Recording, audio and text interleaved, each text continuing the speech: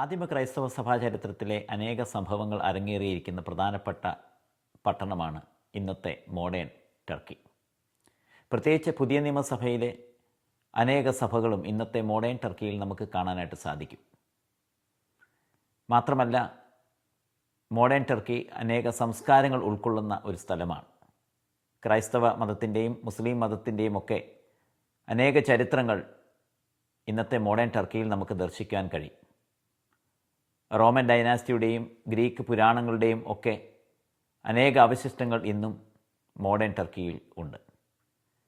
പൗലോസിൻ്റെയും യോഹന്നാൻ്റെയും യേശുക്രിസ്തുവിൻ്റെ മാതാവായ മറിയമിൻ്റെയും ലൂക്കോസിൻ്റെയും ഷീലാസിൻ്റെയും അക്കുല്ലാസിൻ്റെയും പ്രിസ്കില്ലയുടെയും ഒക്കെ ചരിത്രങ്ങൾ ഉറങ്ങുന്ന പട്ടണമാണ് മോഡേൺ ടർക്കി. വിശുദ്ധ ബൈബിളിലെ അവസാന പുസ്തകമായിരിക്കുന്ന വെളിപ്പാട് പുസ്തകത്തിലെ 7 സഭകൾ ഏഷ്യ മൈനറിലെ ഈ മോഡേൺ ടർക്കിയിൽ നമുക്ക് കാണാൻ സാധിക്കുന്നതാണ്.